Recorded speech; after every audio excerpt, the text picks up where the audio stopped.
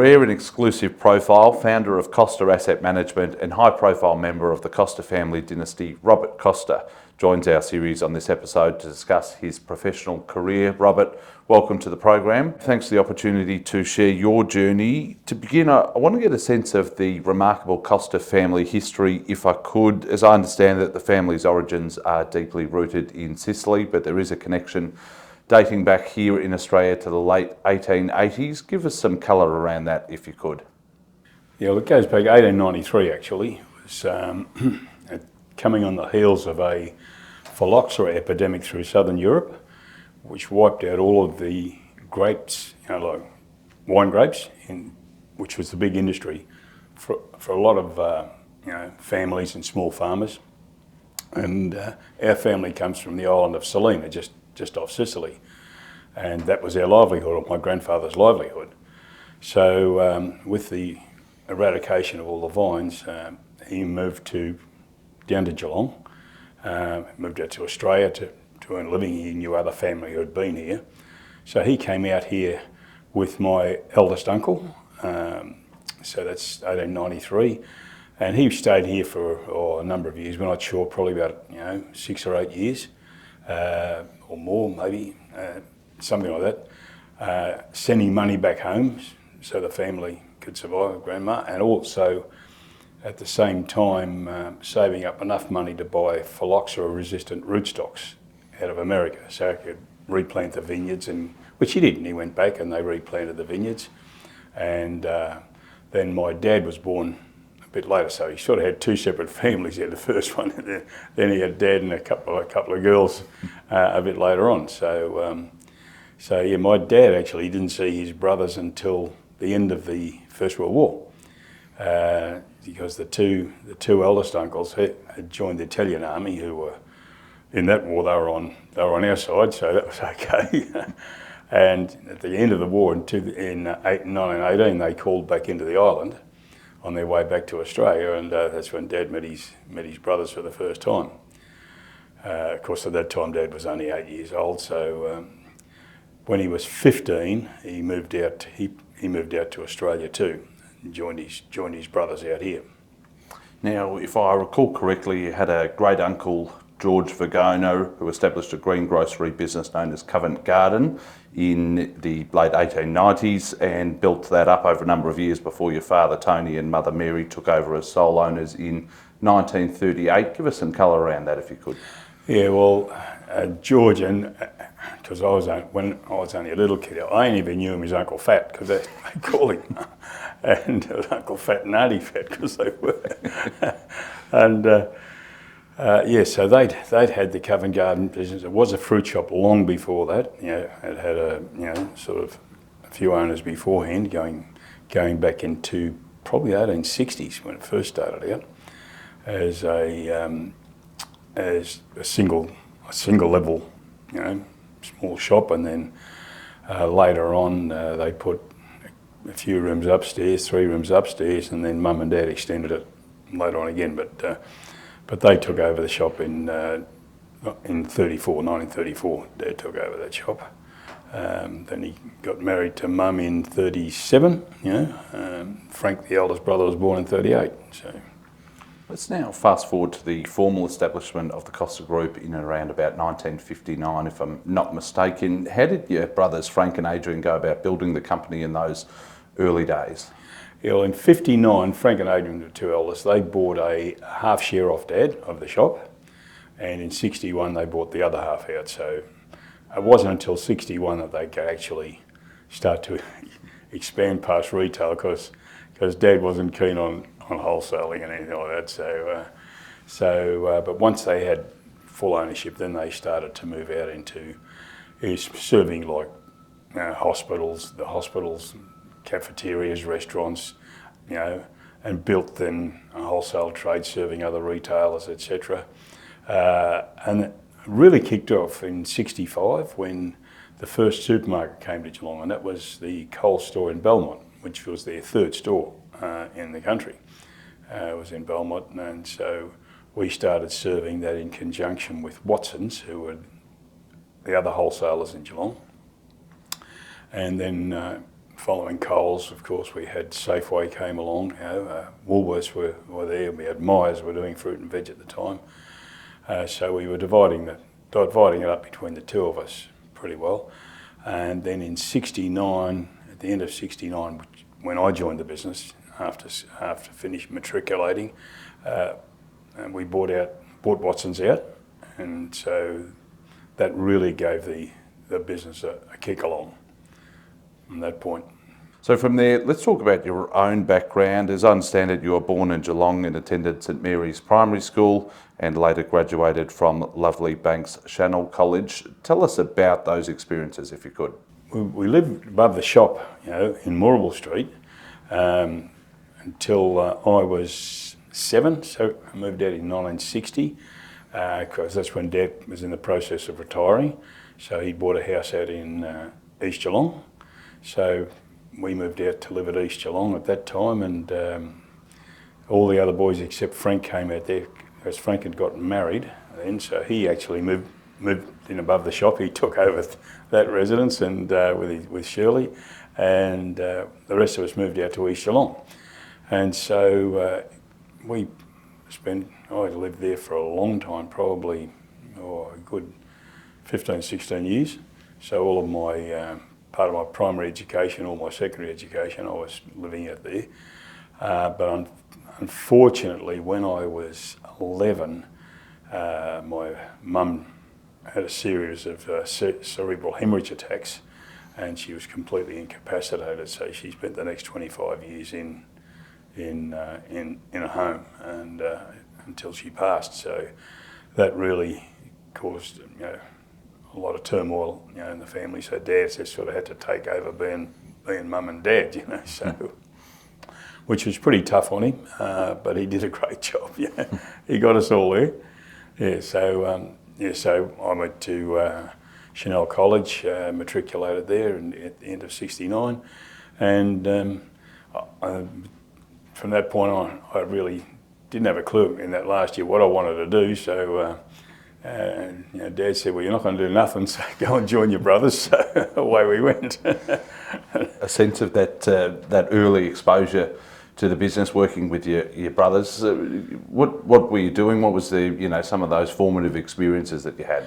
Well, and of course I'd been for many years before then working in the holidays. Always worked in the holidays in the business and weekends and that sort of stuff. So it became really a full-time expansion of that. And so, of course, I was only 16 at the time, so I couldn't drive. So I was general rouseabout, did everything from sorting rotten fruit to loading boxes to, just being a jockey on the loads, because that was a time when we didn't have forklifts and stuff, so everything was manually loaded and unloaded. And that became, so but it's a great grounding experience. You really got to learn, and you learn a bit about the product too, because you were handling it, so that gave a really good experience in the grounding. And I remember I started on, it was 6.5 days. You got Sunday afternoon off, and it was $59.30 was my salary for doing that, which I thought was pretty good, because you came out of school, you're earning nothing, so I felt pretty well off, so it was good. Before we move on, talk me through Geelong as a city in the 60s and 70s. Clearly the Costa family had a deep connection with the region even by that time, but how did you observe the city was beginning to grow and evolve? Well, Geelong was traditionally, back in those days, still very much a blue-collar town. I mean, the big employers were Ford, the Shell Refinery, Alcoa, and the International Harvester. And of course, over the ensuing 2 or 3 decades, all of those, just disappeared from the scene. And so there was a time when, so through the 90s, particularly on the collapse of Pyramid in the early 90s, but there was a lot of sort of doom and gloom being forecast about Geelong and its demise, etc. But Geelong was able to, I think, wake up and realise the advantages that they had, both from a geographical location, and also from the facilities that we had, because Geelong has some of the best schools. You know, it's got great education, good hospitals. You know, the natural facilities. We've got, you know, all the surf beaches at the back door. You know, you're 5 minutes from the country, and you know, in a reasonable run, you're an hour from Melbourne. just avoid the peak hour. So it really just, I suppose you'd say, you know, it morphed into from being a blue collar town to being more of a white collar town. So now we're seeing the development of, you know, we've had a lot of assistance from the government by shifting, you know, WorkSafe and NDIS and some of those big offices down there. But we've got our own homegrown companies like Cotton On, which is a huge employer down there now. Deakin University. So the arrival of Deakin in the early 70s, which had humble beginnings to start with, but that's grown to be, you know, a real anchor in the community now, and it's something we're all very proud of. You know, so I've seen that transition of the town now to something where people really want to live in the region, and I think what's also kicked it along has been the work from home. You know, because now a lot of people working in Melbourne say, okay, I can handle a commute. You know, if I've got to do it 2 days a week or 3 days, I can live with that. So we're actually seeing more people still working in Melbourne that are moving out, moving down to Geelong region for that lifestyle benefit. I read that you formally joined the Costa Group business in around about 1972, but obviously you've been working in the business for a long time. 69, yeah. Before that, give us some colour around the size and the scale of the business. Yeah, in 69, well, because I joined the business at the same time we'd taken over Watson's, so it was that more than double the size of the operation overnight, which that nearly blew us up, to tell you the truth. It was, the business grew faster than the management capacity, and that's been our legacy along the journey. We tend to bite off more than we can chew. So it was very much, and of course, as I said, it was very rudimentary. That's the first time we had one forklift was, you know, when we took over Watson's, because they had a forklift. You know, we didn't. They were big time. So it was still very manual, you know, and a lot of small operations, like small growers, small retail outlets. You know, it wasn't really until into the 80s when the supermarkets started to, you know, really develop some momentum and become a much bigger force in the retail community, you know, as they came along, and we saw the demise of so many fruit shops. So like Melbourne, you know, really a space of probably 15 years went from, you know, something like 10,000 fruit shops down to 3, you know, and then it's kept shrinking ever since, to the point now where, you know, you see there'll be generally room in a suburb for one good fruit shop, but it'll be a very good one. You know, it'll be schmick. You know, if they're not up to speed, they don't garner the patronage. How did the business manage to grow and evolve over the 80s and 90s and continue to grow scale despite the threat of the supermarkets and some of those other players? We actually, you know, we saw the writing on the wall there, so we actually made the supermarkets our focus as a customer. So we did a lot of business with originally Safeway and Coles, not so much Woolies at the time because they were separate to Safeway. Myers just sort of faded out of the fruit and veg scene fairly early. But then as we went along, we became perhaps a much bigger affiliation with the Coles Group. So we finished up being their major supplier in Victoria, and actually we did, in 1990 we took over all of their distribution. We actually took over their distribution centre out at Sunshine, and we handled all their supply for fruit and veg in Victoria. And then subsequent to that, we took on New South Wales, Western Australia and Tasmania. Now they've since taken that back over and and combined it with their frozen goods and all of that sort of thing to make sort of super distribution centres into which the old company still supplies. So the company grew, and even at the point when I left the business, it was the largest supplier of produce to Coles, Woolworths and Aldi. So, because it's become a very big business. In terms of your role within the company, I understand you were largely managing the group's asset and liquidity base. Give us a sense as to how you manage this expansion in a prudent manner and some of the fundamentals that drove the business's success in terms of attaining and retaining key customers. Yeah, well, I think the essence of my role, as I said to you, I was a rouseabout, then driving, did everything. But I naturally gravitated into the finance area because that was sort of, I was always pretty good at maths at school, and it was something I did. So it was it's a natural spot for me, and so I became the sort of finance director, was the title. Nearly all of my career there, apart from the early years. And that whole function in the early days was a matter of survival. It was just, cash flow was chronic. So I cut my teeth on that, and it was actually a very good grounding because when you do it tough for a long time, you really learn to appreciate the value of managing cash flow and liquidity and so many of those things where I've seen profitable companies go down for lack of cash, and so it was a good grounding in that regard. But when we come along, I think one of the important things, really important things, is your customer.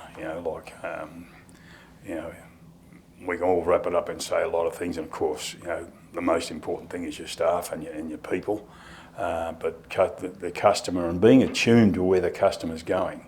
And sometimes you've got to, or more often, you've got to try and see where the customer's going, even if they don't see it.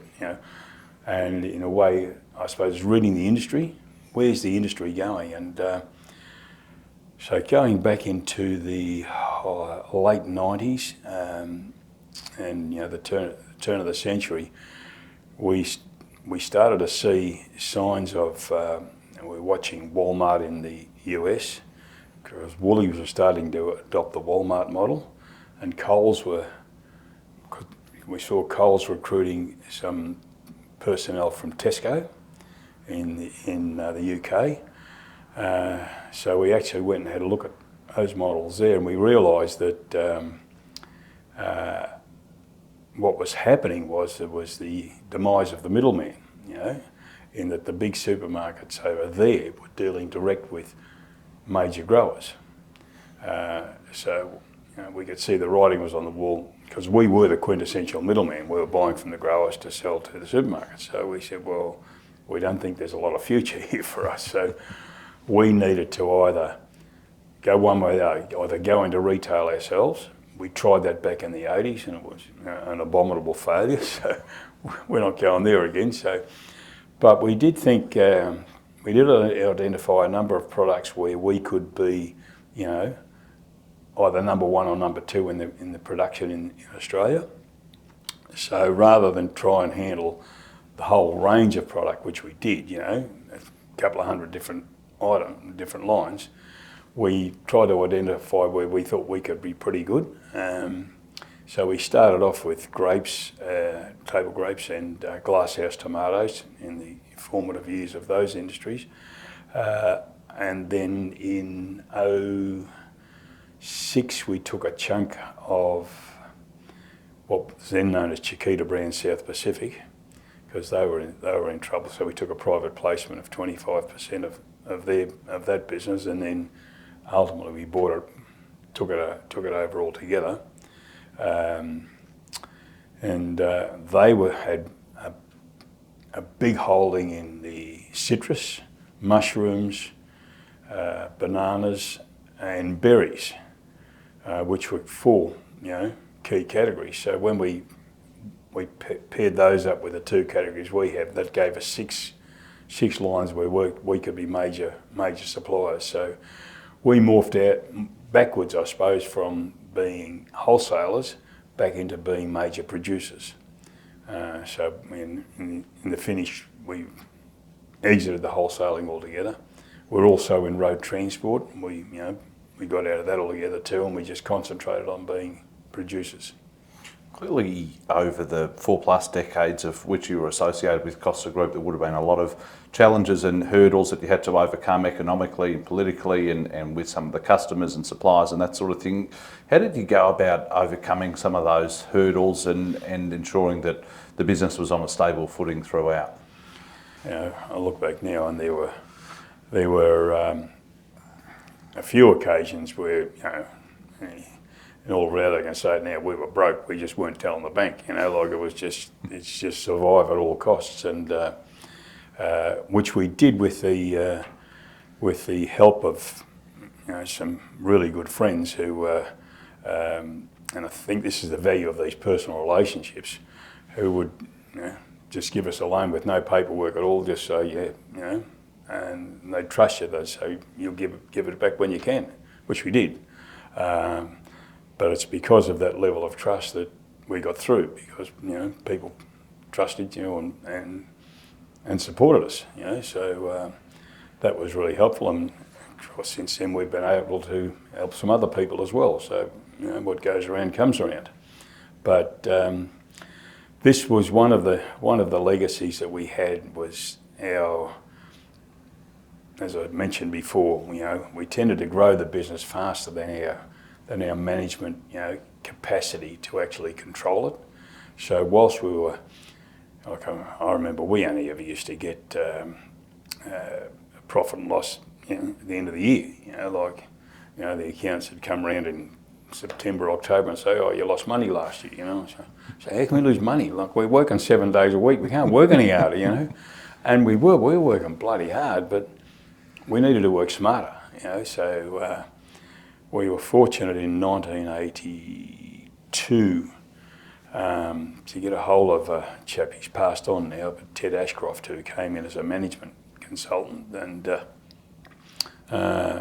we'd heard his name, so we chased him. He's long retired, but I think he liked the look of us, so he said he'd come along, and he introduced just management controls. We started to get weekly profit and loss reporting in the separate divisions, so we knew where the holes were and what to attack, what we needed to address, stock controls, all the things. We just didn't have any of that. So, and from that point, that allowed us to start to turn around and get the thing back onto a surer footing. And so we stabilised the business. That's through the 80s. They were tough years, but we stabilised it. And then through the 90s is when we really started to grow. We took over the Coles distribution in those states, which really accelerated the growth of the business from a volume perspective, and again got us onto a solid footing with balance sheet, etc. And that allowed us then to be able to do things like to actually exit the wholesale business and move into the production. Of course, that required a fair bit of capital, but we'd strengthened the balance sheet sufficiently to be able to do that with the support of the bank, then to be able to take on Chiquita brands and expand the farms and put a lot more money into the production. Just to close out this chapter of your career, you left the business in 2011 to begin focusing on other endeavours and ventures. Reflecting on your time with Costa Group, what are your proudest achievements when you look back at working with your brother Frank and working in such a well-established family business? Well, it was, just picking up on some of the things, when I joined the business, there were 5 brothers. So there was Frank, Adrian, Anthony, Kevin and yours truly at the end. We lost Adrian in 72 through a car accident. And so it then became 4, and then Kevin retired in 95 to look after his own family. He had some chronically ill children, so it was sort of the 3 of us for a long time until 2011, when we took on a private equity partner. then I stayed on the board for another 4 years. But in 2011, because typically with family businesses, if you have private investments, you run them all through the office, and they look after all that sort of stuff. But of course, when you take on a private equity partner, that's the message is sort of get all your shit out of the office. So Frank was doing some residential land development, so he wanted to concentrate on that. So he set up his own office doing that, and Anthony and myself. We wanted to stick together, so we set up Costa Asset Management, and set up a separate office to do that and look after our own investments. And of course, then in 2015, when we exited the business, from a capital perspective, we put the money into the business there, and we developed that, and it's been going pretty well ever since. Let's talk about Costa Asset Management. You're the co-founder, as you said, and principal of the business. Let's start with the genesis of the firm. Walk us through the decision to launch the company, and perhaps what was the sort of initial investment mandate or scope that you were looking at? Well, the initial mandate was because at the time what we'd taken on, we retained quite a number of the assets that the operating business worked from. So we owned Frank wanted to concentrate on his residential property, so Anthony and I hung on to like the citrus farms, the berry farms, the tomato glass. So we owned all that, the hard assets, the actual properties, and we were the landlord to the operating company. So that was sort of those assets were the anchor of it, and then we expanded from there, and we took on a half share of the oat milling business with the May family. We took on the winery down in Idle Winery down there just outside Geelong, which is become a sizable operation now too. And we also then moved into other real estate development, both agricultural and, as you know, through Mono with more of the urban type developments, both residential and commercial. And then with regard to the structure and fundamentals of Costa Asset Management, how do you go about determining which asset classes or sectors that the business wants to invest in? Well, this is something also that's developed over the years, because initially, we stuck pretty well to agricultural, generally agriculture, because that was our background and we understood that. But what we learned over the time is, it really wasn't prudent for the future to be, totally concentrated in one particular sector of investment. So we've now moved into, and we've got some really good professional people. As I said, our CEO Lisa Whitmore, Sally Campbell, who is our investment general manager of our investments. So she's able to balance up the portfolio. So now we're invested in equities as well, and international equities. We've got property international as well as here, getting a much better balance, because I was only ever focused on either agricultural or commercial office. If I had been totally commercial office and agriculture now, I might have been telling you a different story. So wiser heads prevailed, and we've got a good balance of the spread now. But that comes from, I say wiser heads, but recruiting talent that's got a much more experience and expertise in being in professional investment. So we get that. We've got a pretty good balance of the way we used to operate was just gut feel, I suppose, combined with a lot of experience and a lot more research and much more professional diagnostics on investments rather. Because I used to be at the school where shit, that looks like a good idea, let's do it. Whereas now we have people say, okay, let's take that idea and let's look behind it, do a bit of due diligence before we sign, and that's proved to be bloody good advice. In terms of the evaluation piece, I came across an interesting quote of yours when you said you have to look at how every business is structured and what segment it's in. One of the key things that is really important, I think the Achilles heel, is the source to market, the avenues to market. Expand on this aspect of your business philosophy if you could. Yeah, well, look, one of the real weaknesses with agriculture in Australia, and I'm sure other countries as well, has been where you've got growers, and particularly smaller growers, who are very good at what they grow, but I call it the sort of grow and hope philosophy. We're going to grow it and hope someone will buy it. Now, that doesn't work. It probably worked a little bit back in the old days because you had a lot of small buyers. But as those small buyers disappeared and the buying power became concentrated in the hands of the supermarkets, if you weren't on their list, who are you going to sell this stuff to? So we saw so many growers fall by the wayside, not because they weren't good growers, it's just because at the time they came to market, the buyers were already satisfied, because the supermarkets, as they grew and they became bigger, they could no longer deal with 100 different growers.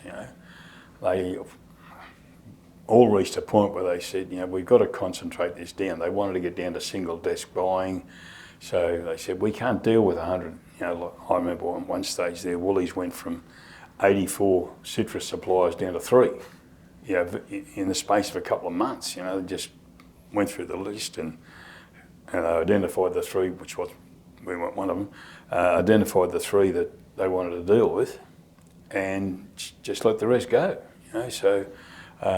So this was the problem. That's why I said, if you're going to buy a business or if you're going to invest in a business, what is their source to market? Because in one sense, I can say to you, you can develop a farm if you do your homework and check out your region, the soil, water rights, the whole deal, and say, okay, we can grow here, but what are you going to do with it? And so that's the reason why in Costa Group we concentrated on just those half a dozen products that we knew we could be either number 1 or number 2 in the country and producing, and where we couldn't. And we looked at all the products. If you looked at something like, say, at the time apples, well, Montague's had that sewn up, so it's no point trying to compete with them, so you stay away from it. So we identified products where we could actually, be fairly dominant in, so that you had something to sell and you had something the supermarkets needed, and that's not being a smart ass, but you just put yourself in a position where, okay, we will be necessary to the customer, and that's why I talk about the source to market. So we identified that first. So it's no point us growing something unless we know we've got either Coles or Woolies, or preferably both, at the other end of the line, with an order book. You've been a prolific investor in commercial office and agricultural property, and more recently residential development as well. What attracts you to this asset class? Well, I think with the agricultural developments through a partnership with Liam Lanigan, who runs it in Go Farm, and Liam created that business, and we came in and joined him in it later, because the model I really liked was he identified come back to these small growers. There are a plethora of farms where they were no longer viable because they were too small in the sense that they couldn't invest in the technology, they couldn't invest in the food traceability, security, all the things that you have to do these days because of scale. So in a sense, it was in a matter of aggregating a number of these properties. A recent one we've done over the last couple of years up in between Shepparton and Coro up there, as a string of dairy farms that had ceased to function because the dairy industry was in the toilet. So we bought something like 70 odd contracts to put that together, to aggregate that, cleaned off all the old dairy stuff, remediate the soils, because because 100 years of bloody cattle stomping all over them. So we put a lot into remediation, and we planted broad crops just to regenerate the soils, and now we're converting that into permanent plantings. We're doing almonds, we're doing some avocados, some citrus. So that'll become a total transformation, and that really appealed to me because I could see the opportunity to unlock value in a lot of these farms that had just been had a much higher and better use than what they had been. So that's the attraction there. As far as residential development goes, I mean, you've got to be very patient with that. We've got some stuff we've been sitting on for 20 years yet trying to work through, because getting planning and particularly now you've got to work through so many issues to do with sort of indigenous sites, or particularly environmental habitat, all those issues. So, but the point is, at a macro level, the country needs more housing. So it's the only challenge for us here is time. You've got to be able to invest and be patient and work it. But down the road, whether I'm still here or not doesn't matter. That investment is a sound investment, and because the demand is going to be there all the time. Commercial office is a not completely dissimilar story in that, we all know there's a glut at the moment, for all the reasons we know from coming out of COVID, etc., etc. But again, it gets back to location. If you've got good properties in the right location, as time goes by, because the order books have stopped. People aren't starting new projects on commercial office at the moment. So once that all gets soaked up, and companies are still trying to find a balance of how much is work from home and how much is back in the office, or what office space do we need. So it's not a matter of there's not going to be any offices needed. It's just people at the moment, they've just hit the pause button on what we're doing till we see where the water level finishes up. Prior to deploying capital in residential development ventures through mono or commercial office ventures or other property endeavours that you're looking to invest in, what do you look for? What are the fundamentals? Well, there's one fundamental, and that's the people. The reason we're in say Go Farm is because of Liam and his team, and our absolute confidence in the people, and that's why from Costa Asset Management perspective, we like working with partnerships, because we like working with good people, and when I get to my stage in life, I like to see young people kicking on, but I like working with good people. And I like 50-50 because you're joined at the hip, you make $1, I make $1, we lose $1 each. So that's really aligned the interests, and we look after each other, so we bring something different. I mean, they're leaders in what they do. We're able to bring some, the balance sheet support, perhaps just because of age, we've got a few contacts around, so you can help there, and we can help with management, particularly when they start out. Like we look after a lot of the payroll and just a lot of them until they get big enough to take it on themselves.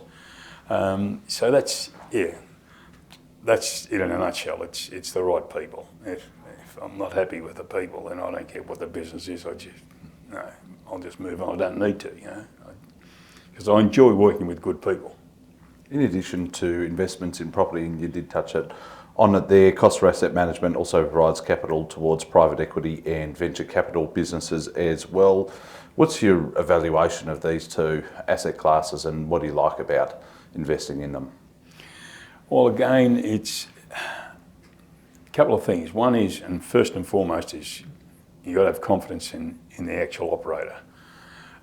Secondly, you've got to have some understanding of the business. Like, if you came to me with an opportunity in, say, pharmaceuticals, I just decline, because I just do not understand it at all. I'm not an expert on property, but I understand it. When someone talks to me about it, I understand it. Same with agricultural products.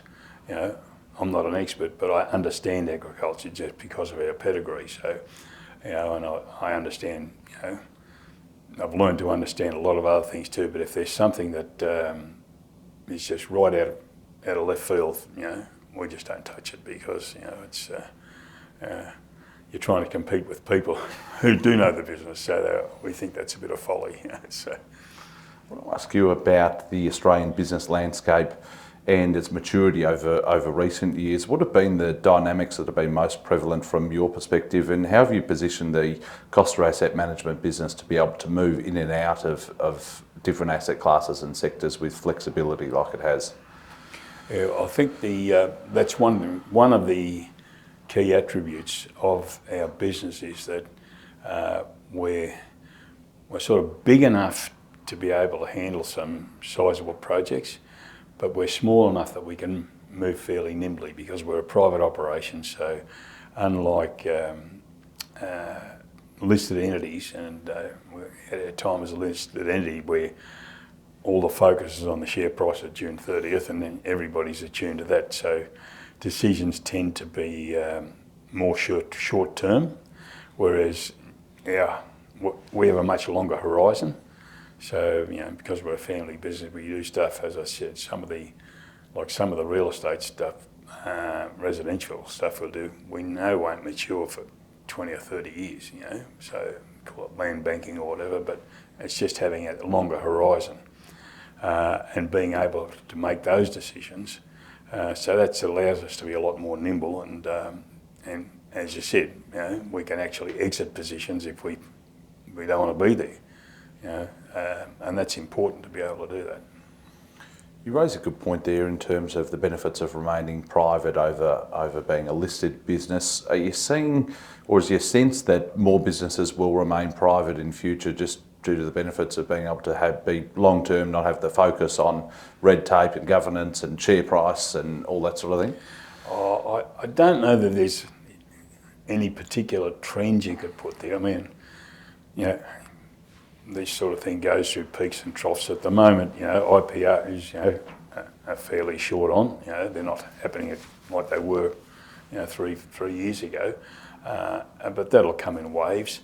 You get to a point where, I think, in a business, which say we did with when we had Costa Group, you get to a point where we were sort of in a situation where we've done a lot. We exhausted our capital as a family.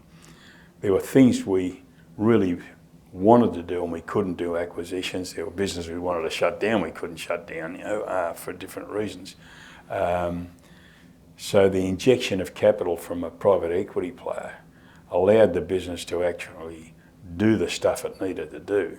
So whilst we went from being 100% owners to 50%, that 50% was worth a lot more than the original 100, because the business could actually do the things that was really ripe to do. So we've been through that, and that allowed us to do, as brothers, to do the things we wanted to do individually, because over the journey, when you've been together for 40, 50 years, there's no right or wrong, but you got separate families, and they want to do different things, so it allows you to do that. But now that we've moved back into the private sphere with Costa Asset Management, we're enjoying the benefits of that too, and we've set that. I think we've set it up pretty well, and it's working well for both families. But there's no right or wrong answer. It's just where are you at what particular point in your life cycle, what you're trying to achieve. But oftentimes, particularly if a private business gets to a certain size, the only way you can extract any capital out of it is to list it or take on a private equity partner.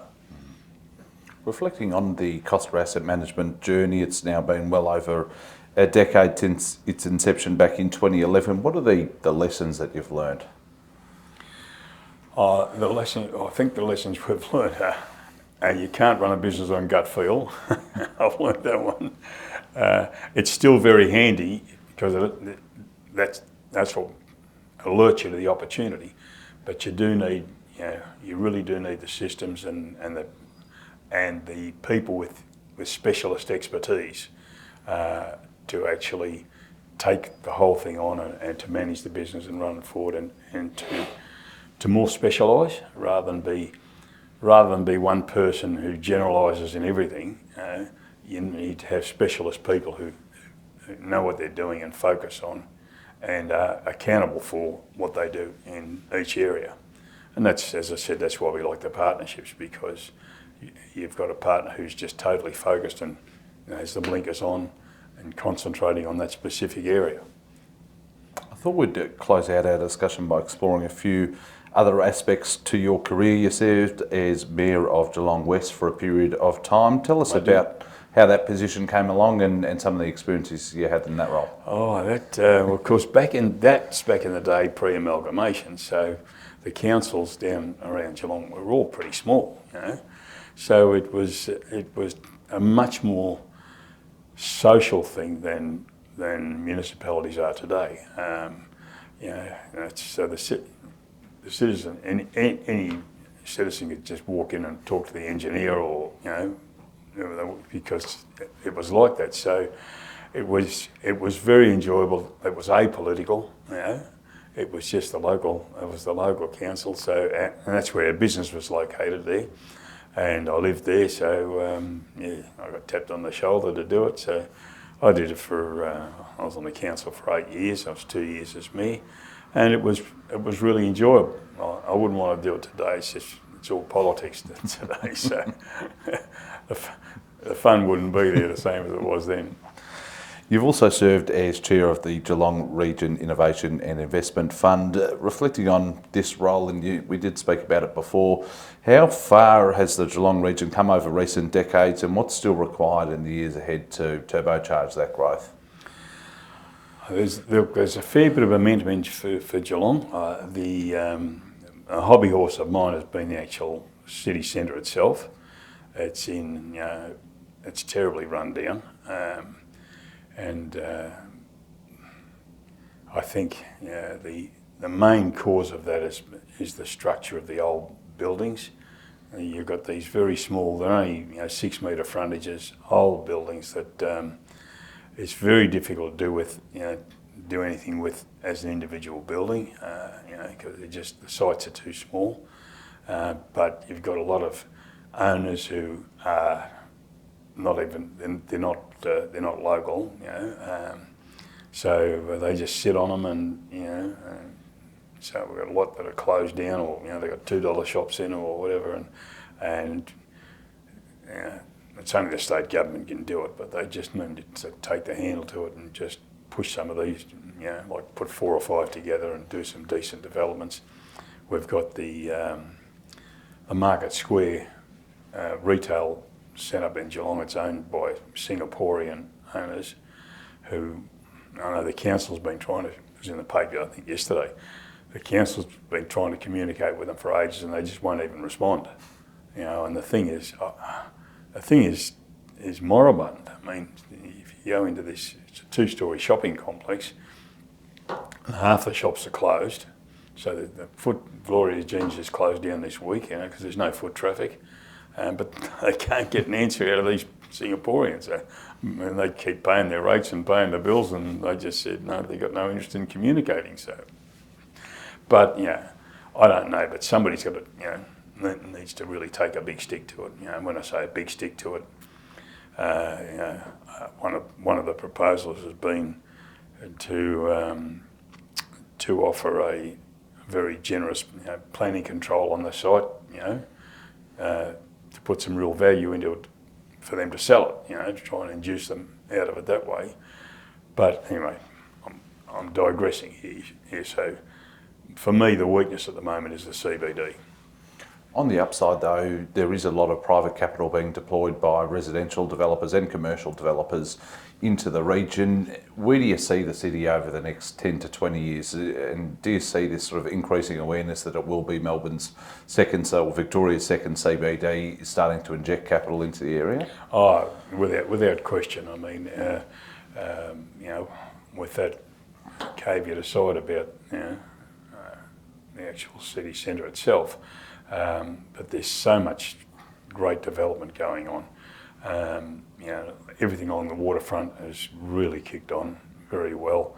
You know, we've seen the Geelong Arts Centre, you know, development, the Cadinia Park development, you know, and so much residential development going out in the suburbs, and you know, like Geelong and Torquay are just about joined up now with residential. It's virtually one big suburb, but so look, there's some terrific stuff that's happening. So I think the Geelong growth is going to be, well, I went to that Future Geelong thing hosted by the Geelong Advertiser, was it last Friday, and you know, Jacinta Allen was talking, and but I don't know if she said, or one of the speakers forecast a population of 500,000 by 2050 or something like that. So it's you know, it's enormous growth, you know, and it'll handle it too. You know, it's got the facilities, we've got the land. You know, there's plenty of land down there, so you know, it'll go very well. You know, everybody's really optimistic in Geelong. You're also a life governor of the Barwon Health Foundation, which ties in with your ongoing commitment to philanthropy via the Anthony Costa Foundation.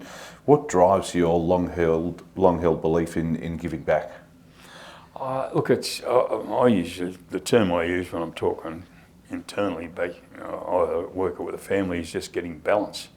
You know, we've been very fortunate, and Geelong's been really good to us, and that's where our family is, and that's where our heart is. Even though we've got investments, you know, all over the place, but the structure is, you know, and we've set up both Anthony's family and my family where we've got an agreed, you know, percentage of income goes into the foundation every year, so that ticks along. So the foundation has its own board now. I'm not on it anymore, you know,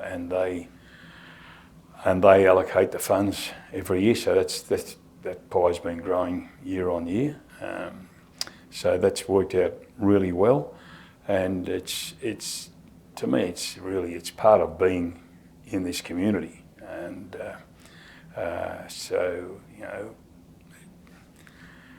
I suppose, you know, you use the term giving back, but I really look at it as investing in the future rather than giving back. It's because, you know, the sounder we can make our community, the better it is for our own, you know, our children's and grandchildren's life, you know, lifestyle and security, and you know, quality of education and quality of living.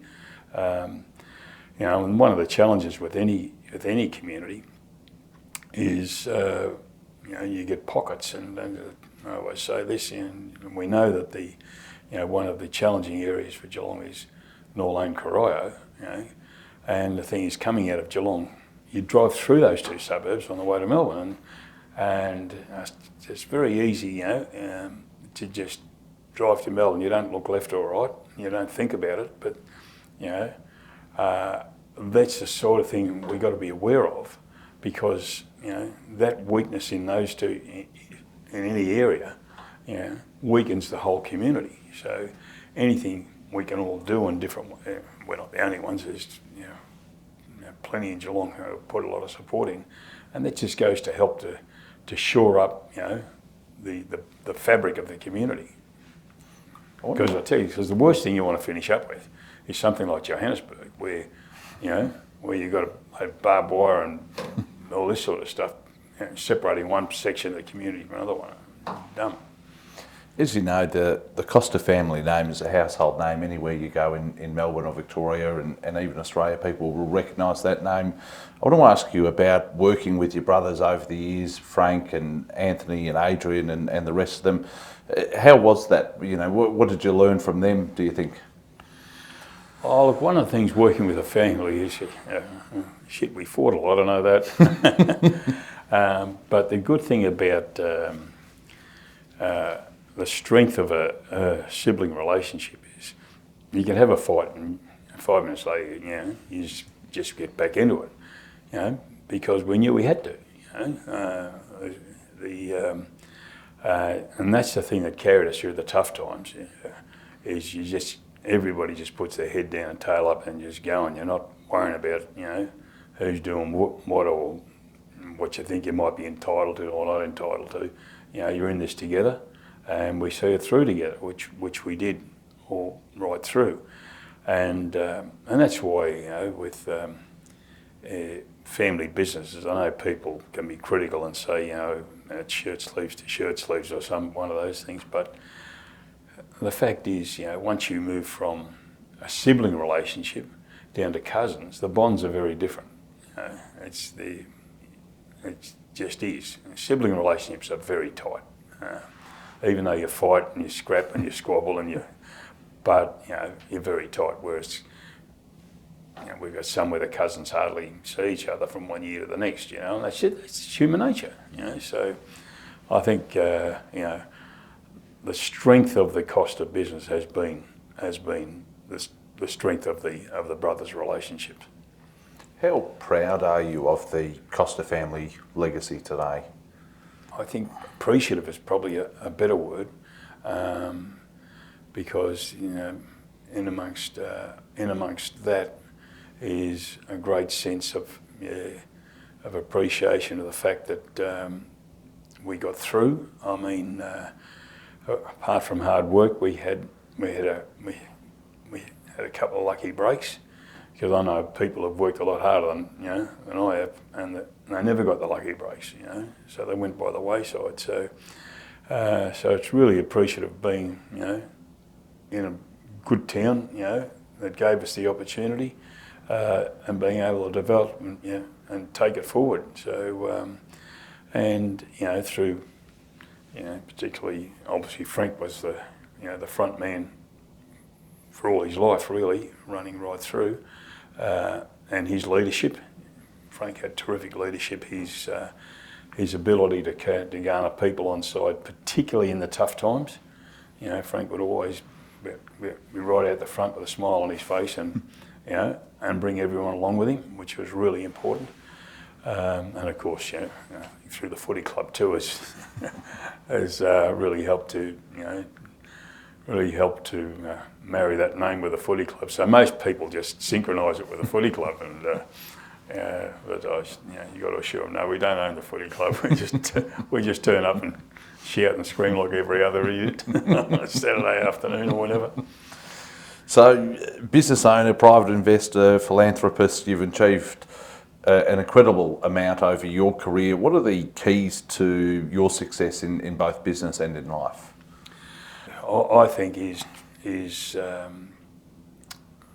use the word sharing, you know, and that's why I like to I like to do things in tandem with other people, you know, whether it's 50-50, because if you share, you give people, whether they're partners or working in your, you know, on the staff, you give them the opportunity to develop, you know, to their best ability and earn to their best ability as well, and it comes back to you in spades.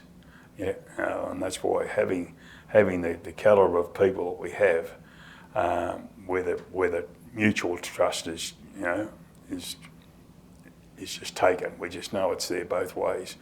It allows me to live the lifestyle now that I want to live, and I know somebody's looking after the shop, and they're minding the shop properly, and the opportunity's there for them as well. And, you know, it's not just the money, but, you know, I get a great sense of joy seeing the younger people, you know, get and doing stuff, and they've got skill sets far beyond mine. Like, you know, in a sense, I've got to get out of the way and let them do it, you know. So I don't have any qualms about that, you know. I'll step aside and let them do it. But I think that's the thing you've got to be able to do, is to be able to trust. You know, if you give someone a job, just let them do it, you know, and don't be looking over their shoulder every bloody 5 minutes. Yeah. Long term, what do you see the opportunities for Australia?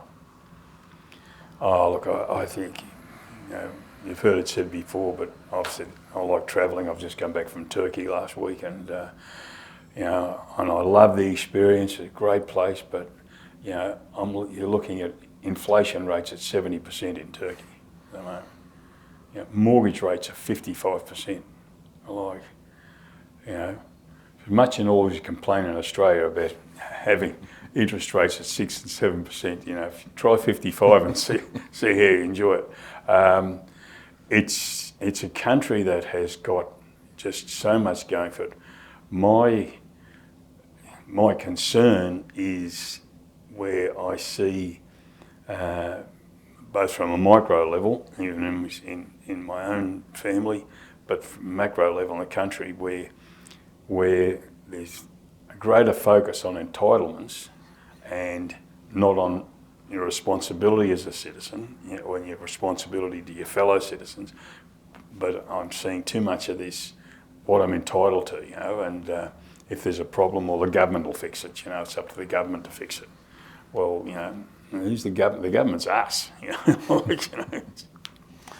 So it's just, and I've seen that mind shift, in my time, going from coming out of what, obviously I was born after the war, of course, but still you had a country that was coming out of the Second World War, and really since that time we haven't really known hard times, as a country, because parents, grandparents lived through the Depression and the wars, and we haven't had it. And perhaps we've become a little bit